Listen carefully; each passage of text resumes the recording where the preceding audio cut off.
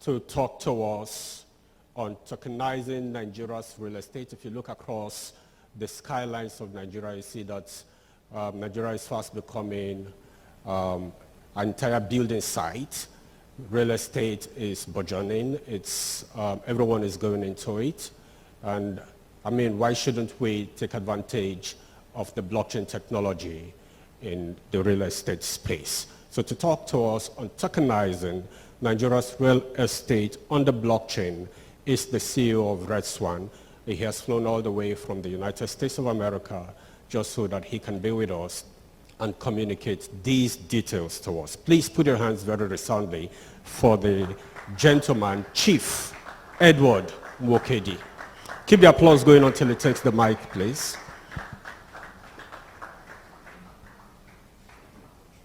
Thank you very much. Appreciate that.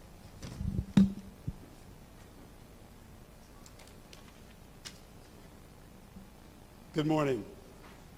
My name's Edward Nwokedi, and I flew here from Houston, Texas, and I'm very excited to be here. I want to give you a little background of who I am before I start, because this is not just a regular event for me. This is a very important event because for a long time I've been coming back to Nigeria, doing my family business, and trying to figure out a way to bring value to this country as a son of the soil. And so it's just by happenstance, or by God, I would say, that I'm here today to talk to you about blockchain and about the many aspects that you can involve yourself in with blockchain technology. It's a big word. It's also a huge avenue of opportunities because it's a new window of business. I'm a serial entrepreneur, and I've been doing business in the United States for a very long time. I've had 4 businesses, very successful. And I'm just going to tell you how I found about blockchain, because it's not something that I read about. I'm not in computer science. I didn't study engineering. I studied accountancy and finance. But I had a business partner of mine that was with me in 2000 when I was founding a technology company that was a .com company. He calls me in 2018, I think it was January of 2018. He says, "Ed, you have to go to this conference in Dallas." And I said, "What kind of conference in Dallas?" He says, "The blockchain conference." And I told him that I don't have time for this. I'm very busy right now. I don't know anything about blockchain, and this is not on my agenda, but thank you. Well, we were very successful in the business together, so he knows my personality, he knows who I am, and I also trust his judgment. He says, "You need to get on a plane and go to this conference and check it out because I think you're going to really appreciate it."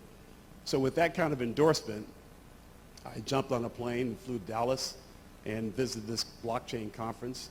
And I was amazed by, first of all, the number of people that turned out and how many of the people were young people like I'm seeing right here today. And I felt a little bit out of place because I didn't know what was going on. I thought it was going to be all about Bitcoin.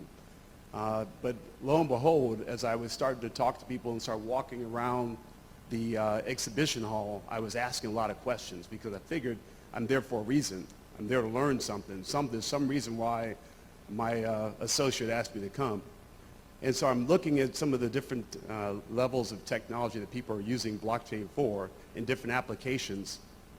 And I became very intrigued by what the blockchain actually does in terms of the digital ledger. And right away, my brain just went to my core business, which is finance and capital markets. And so immediately I thought, this is kind of interesting. And if this is real, this would be a very, very unique way to solve a huge problem for commercial real estate. I went away puzzled, thinking that sometime I might want to put more time into this. But it was at that same conference, I met 2 gentlemen. There was one was an executive with Disney, and another one was a Cambridge PhD graduate in technology. And they saw me talking to somebody about commercial real estate and blockchain, and they stopped and asked me if I was in commercial real estate, and I told them yes, I was. And all of a sudden, we started talking about blockchain technology and commercial real estate, and we decided to get together for dinner, and a partnership emerged just that quickly. I still wasn't 100% all in for blockchain, but I thought it would be good to start a small business with these two gentlemen, being how they're so smart in technology, and they appreciated my intelligence in commercial real estate. But then 2 months later, the SEC in the United States, that's the Security Exchange Commission that governs all the stocks transactions in the country, made a ruling that all the ICO, the initial coin offerings, and that were going on in the country at the time will be banned from the United States. Sound familiar? And so they also came out and said that as a remedy, they were going to legalize security token offerings, STOs. And that was the light bulb moment for me that said, so the government sees this as a way to enhance business in terms of trading of shares of stock, but now on any asset that is actually an investment asset. And without any additional time or notice, I just put in my resignation at my company, and it was not like I left just a small company. I was the executive director for capital markets for Cushman & Wakefield of Texas. Cushman & Wakefield is one of the largest commercial real estate and advisory companies in the world, and I ran the book of business for Texas for capital markets. And with that responsibility, we've done over $3 billion worth of transactions, and have made a lot of my clients very, very wealthy buying and selling and advising on real estate. Anyway, I'm just telling you this because sometimes you look at things and you look at it and you're uncomfortable with what you're thinking, that it might be complicated, it might require a lot of engineering, technology, but really it was simple for me. I saw something new happening with technology, and I also knew where I was with commercial real estate, and it was the in bright lights. I jumped out and founded RedSwan CRE because I wanted to create a solution for capital markets that will really enhance one of the biggest problems in the industry. So with that, I'm going to walk through my presentation.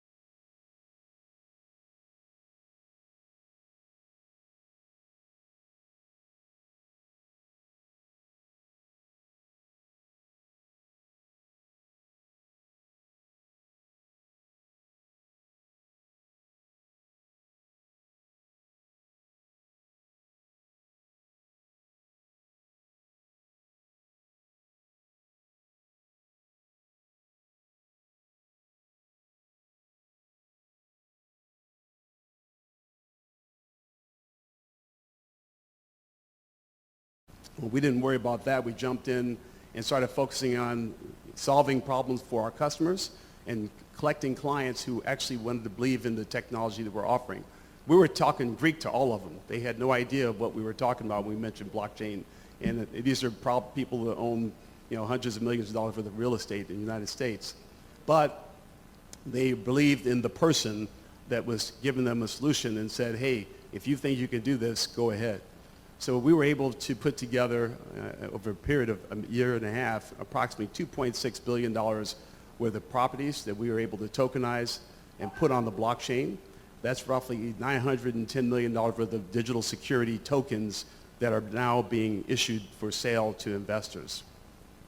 I think RedSwan is probably the largest in the world right now doing what we're doing, but I don't feel like we've just only begun. We're at the very base of the industry. We're trying to become, to have $300-400 billion worth of business over the next 24 months. And I think it's very possible based on, again, big problem that exists today and the solution that we're trying to provide. Next slide. I have to give a lot of credit to my team because it was my two co-founders that actually brought this idea to my head, but also the management team that we have right now with their balanced skill set in marketing, in digital rights, in blockchain technology, and in commercial real estate really helped us to be where we are today in terms of one of the industry leaders. I also have to talk to and recognize our support staff and operations as well. We've grown quite a bit, but we're still not even severely funded. My first transaction that I funded was actually $95 million, which I'll talk about that later. But this time around, we didn't go the VC route. We went the bootstrap route, which is a little bit different. And I won't explain it right now, but sometimes you have to take money that is good for your business, not money that's good for somebody else. When we started, we hustled. Our team has done a great job. We also, next slide, we also hired a new capital markets team recently that's going out and knocking on doors and getting building owners to bring us new business. I'm going to talk about our pipeline of almost another $1 billion for the business coming on in the next three months. But it's because of these people that we are doing what we're doing today. Next slide. Also, it takes a village to make things work, and so it's not just the people, but also companies, people that have significant interest and knowledge that can help you. We leaned on a lot of major corporations that were offering to help us as our partners. And so you can see Polymath, Microsoft, Ernst & Young. These are all advisors that give us ideas on how we can expand our business. Tax advice. Coinbase has made it possible for us to be able to accept any kind of currency in the world, whether it be cryptocurrency or fiat dollars. We can exchange it through Coinbase and apply it to our accounts to satisfy the purchase of commercial real estate. Okay, so what is tokenization?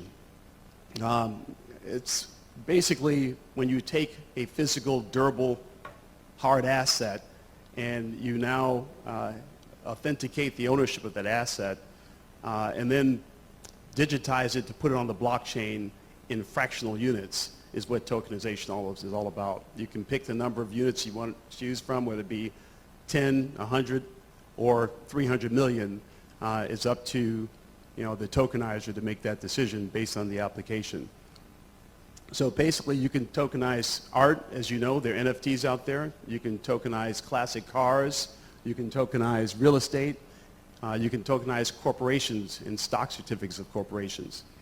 What I'm going to talk about is the focus of tokenizing real estate, commercial real estate, as an investment opportunity, not as an NFT. NFTs are, in the United States at least, are not considered securities. They're considered NFTs, which are just digital assets.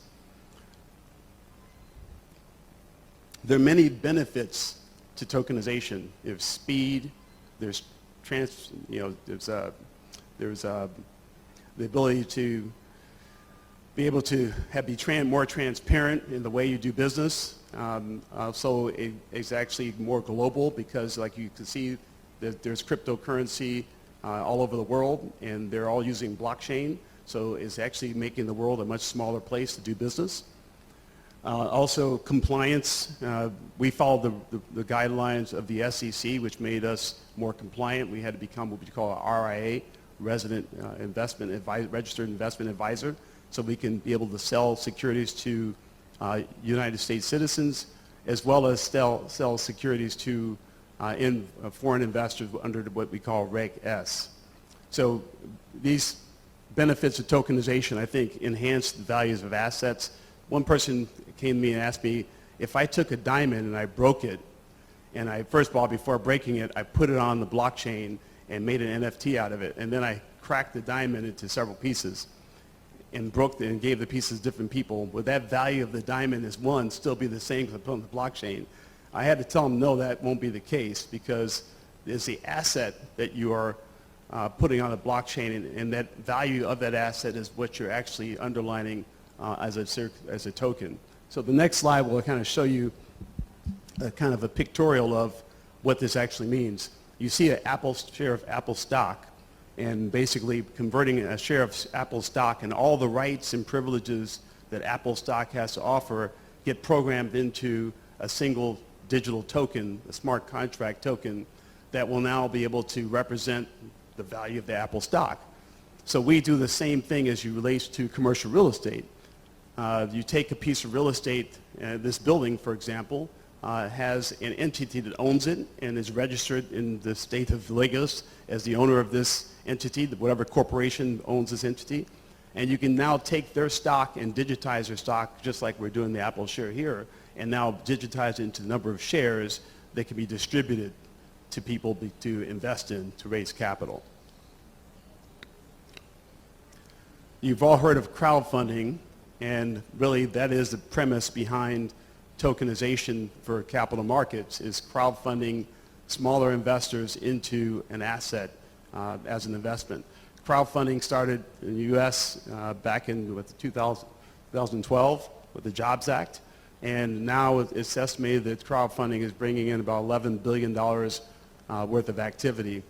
Crowdfunding is very important because it allows smaller investors to be able to choose how they can invest their own budget into an investment as opposed to having something that's just too large for them and can't participate and they get left out. So that has been very, very prominent recently in the past 5 or 6 years. As I'm selling commercial real estate, I'm seeing more crowdfunding come in, beating out firms like Cushman & Wakefield where I worked in terms of raising capital, because they have numerous people coming in who want to buy smaller shares, and all of a sudden it becomes significant. And we're starting to see 5 million, 10 million, 25 million, all from people crowding into an investment. That's why I see this as a huge opportunity for Nigeria and West Africa in general, because a population of 210 million people, you can seriously do a lot of crowdfunding and take over a lot of assets in this country, if not this whole region. Blockchain actually adds a additional benefit to that crowdfunding activity. Blockchain actually allows you now to be able to trade on those shares. It now becomes liquid, just like a stock. So before crowdfunding, you can become part of the limited partnership, but your share is stuck in that limited partnership until it's sold. You can't sell out. Only person that could possibly buy you out is the sponsor of that project, and that might come with a steep price. But now, because it's blockchain and because it's digitized, you can carry your share ownership in your own personal wallet, your digital wallet, and you can transfer it peer-to-peer, or you can transfer it onto an exchange, but you can get liquidity for it 24/7. Next slide. No, next slide. The other next slide. Okay, about me. I think I've talked about myself a little bit, but basically I also own real estate in the United States, and I also own and manage real estate here in Nigeria. But I really look forward to this opportunity because coming here, we're launching our current website for RedSwan Nigeria, and we're also opening our office in Lagos as well, to show you that we're very committed to blockchain and tokenization in Nigeria. I figure if I can do it in the United States, I might as well do it in my home country. So that's why we're here, and that's why I'm excited about getting this lifted in Nigeria. Hope you will join us and help us in this activity. Next slide. As I mentioned, $75 trillion industry. That's all commercial real estate, which also includes farmland. We see about 35% of that $75 trillion of capital, of equity, is locked in real estate, meaning that it's just sitting there. Can't be pulled out. You can't be refinanced. It's just sitting there as probably the worst form of worst use of capital is just having capital sitting there doing nothing. Like money sitting under your bed doing nothing is the worst form of capital you can possibly have. Money and capital should always be working for you so you can further enhance your goals and your wealth. So having almost $23 trillion of capital sitting around doing nothing, I felt was a huge problem that needed to be solved. And that's why we took to blockchain. Next slide. As I said, the friction talks about the 35+% of equity trapped. I'm sure here in Nigeria you probably have even higher levels of equity because you probably have less levels of LTV on financing real estate. But in general, 35% is what we're seeing trapped in equity. And these sponsors are not happy with that because they would like to actually pull that money out and use it for other means. They can either take that money and buy more real estate, or take the money and pay off the debt, or take that kind of capital and make improvements on the property to make it, enhance it to make more revenue. Also, the holding periods on real estate is extremely long. It's 5 years, 10 years, sometimes 15 years that you're waiting to get your money out of a piece of real estate. And that a lot of times, is not good for the sponsor because typically sponsors make their money when they return the capital back to their investors, and now they split the profit with their investors after a certain hurdle rate, which is basically a certain yield return they're going to guarantee their investor. After they hit that, they now split that profit with their investors 50-50 or 60-40, but that's where the developers and the property owners really make their money, is when they get to that level of exit. So waiting so a long period of time to be able to do that is not very comfortable for them. It forces them to dispose of the asset much faster because they want to get to that payday. But if you think about it, if you sold a property 15 years ago, even here in Nigeria or anywhere in the world, and you look at the same property right now, if it's being managed properly, it's probably worth a lot more than it was when you sold it. I've sold properties for customers in Houston that were $26,000 a door, and today they're selling for $120,000 a door, and that's just going fast forward 12 years. That's a huge difference in price and value. And so selling out 15 years ago, you leave a lot of money on the table. With blockchain, we're proposing that the new solution is not to sell out, is to recapitalize, pull your equity out of the asset so you have more capital and you can continue managing that asset with less equity inside of it. So the solutions, we're providing greater liquidity so they can actually pull their money out, like we said. We're also making it so that the LP investors who are putting their hard-earned capital into real estate investments aren't trapped for a long period of time. They can actually pull their money out and say, look, I've been in it for a year, I'm getting married, I need some money. They can pull their money out and they can sell it and get liquidity. So that's very important. Also, like I said, it reduces the need to actually sell the asset, which is also very important. And I think it produces much stronger yields for the general partner of these properties. I'll give you an example in a few minutes. But I think one of the most important things, I'm always looking for the underdogs. I'm always looking for the small people who are getting into real estate, trying to make money, that being able to decentralize your investment portfolio according to what you want is more important than taking the risk of putting a lot of money. You might save up $100,000 and give it to a fund or a REIT and say, hey, put it in there. I see you guys are making 9% or 15%. Put my money there and make 15% for me too. That's the old way of doing business, right? That means that person is taking your money, they're probably making 25, 30% and giving you 9%, right? The new way is that you put the money into the investment you feel are comfortable for what you like and what you can pay attention to, because you make more money when you focus on your investment rather than when you ignore it. Next slide. So this is an example, and this is basically taking a commercial real estate asset like I normally sell, like this hotel. This can be an example.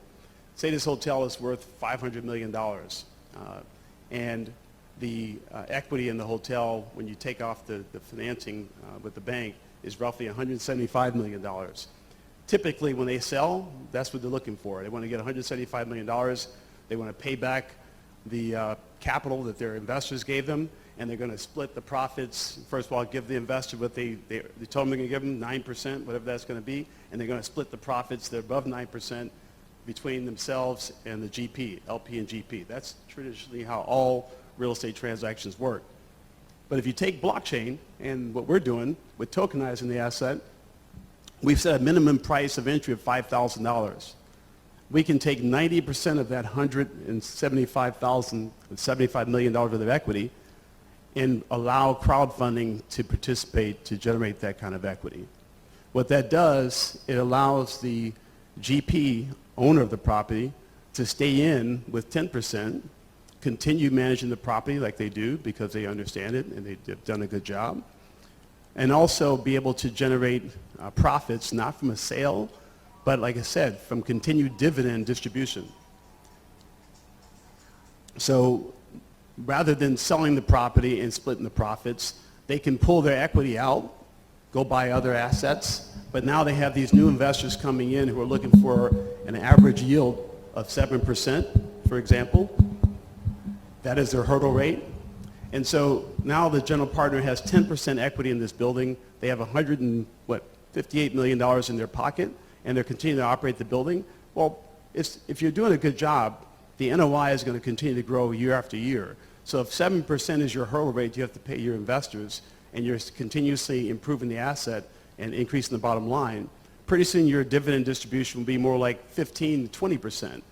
That means that you have an extra, 10 to 15% of interest or of yield that you now can split between yourself and your LPs.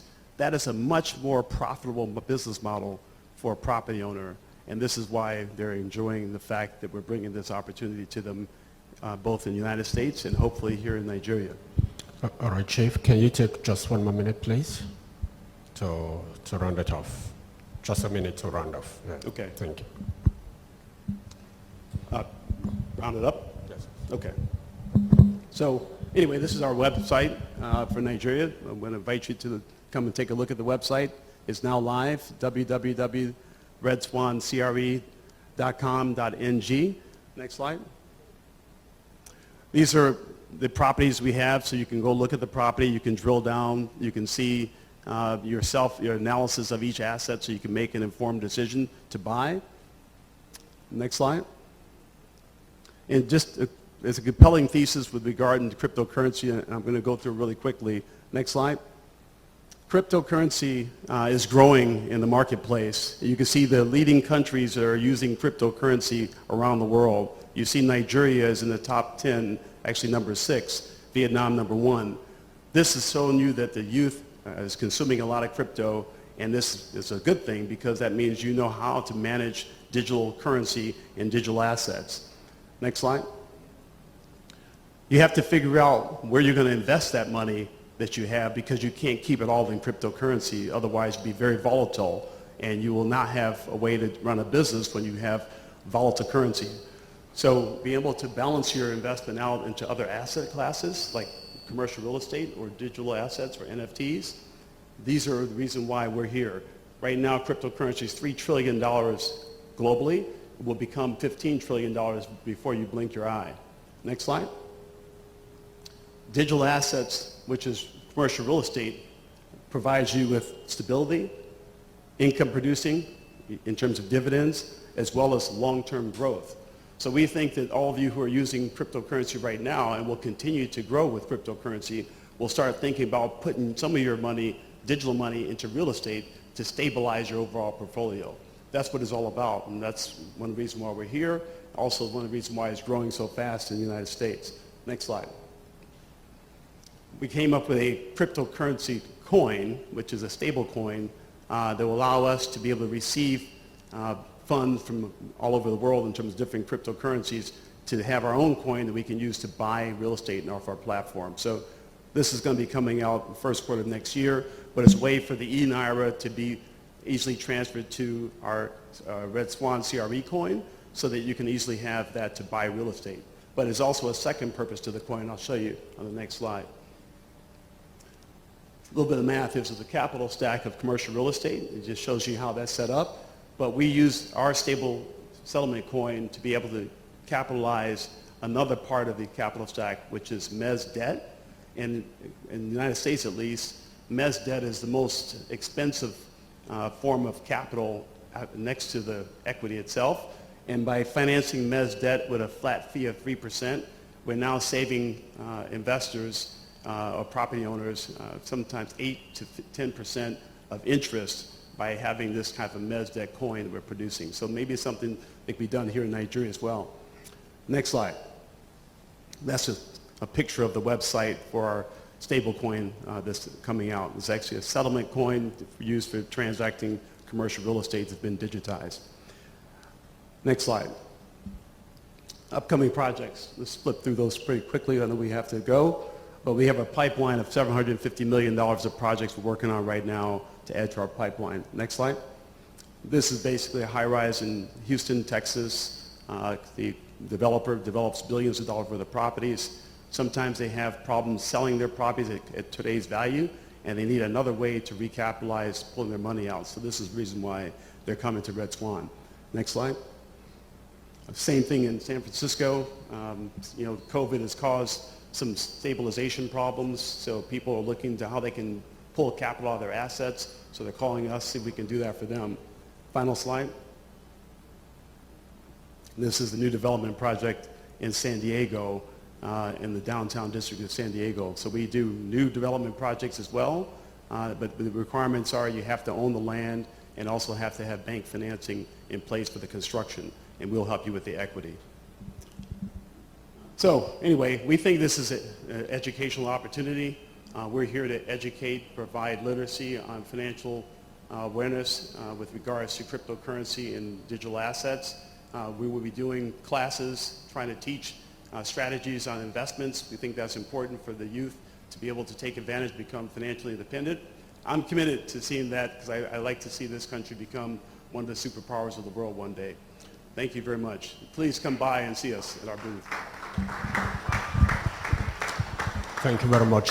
Please just hold on a bit. I like that you rounded off with please come by and see us. It tells that you really are an able man anyway. You couldn't have allowed that to pass by. I have two questions for you from the audience. One is, can we access real estate in the USA through RedSwan? Yes, exactly. That's right. For our website, we're creating for you right now, and not only have a platform to see, hopefully, Nigerian projects that are being tokenized, but you also can see all the U.S. assets that we're tokenizing right now. There's only two countries that we're focused on, the United States and now Nigeria. So yes, you'll be able to see opportunities. I had some of my investors telling me, hey, I'd like to tell me I can buy into a high-rise in Lagos, Nigeria. I love that. And so that was kind of the idea, is to let some of the investors there see the beautiful opportunities that are here and be able to join in on the investment, but not have to take all the risk, right? Not have to write a check for $15 million. They can write a check for $100,000 and feel like they've done something to buy a piece, at least test it out, see how well it works. That's a starting point. It's a big starting point for foreign direct investment. All right, thank you. Second question, isn't it risky to rely on Dogecoin for RedSwan commercial real estate? No, it's not risky at all. We don't, we take the Dogecoin and immediately convert it into USDC.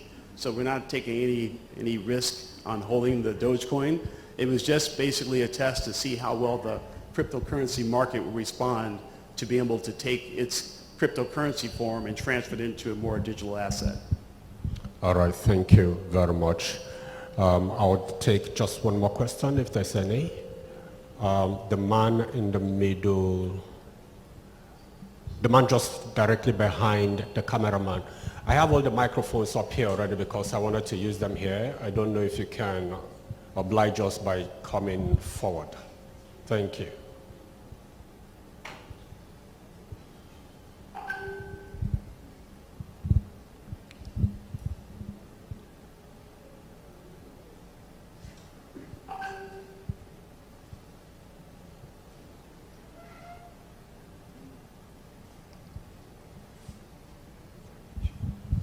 Good afternoon, Sounds. Good afternoon, all. Thank you for your presentation. I'm privileged to be involved in real estate. I can see your take to be an advanced level of traditional way, which was real estate investment focused, where the value of real estate is broken down into smaller units that people can invest in. But it was determined by valuers to know the extent of the value before it's broken down.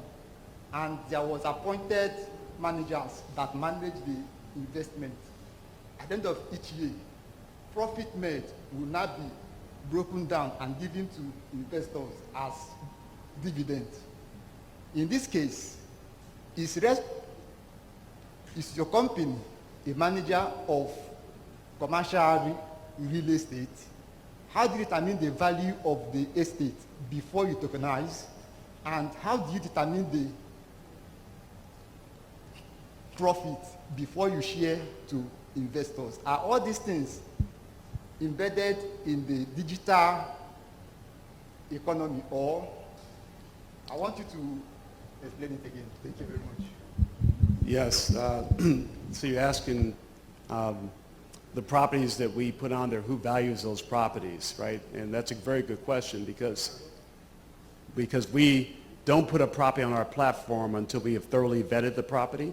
And with 17 years of experience as a director of capital markets, we know how to value commercial real estate from an income approach, from a cost approach, from a market approach.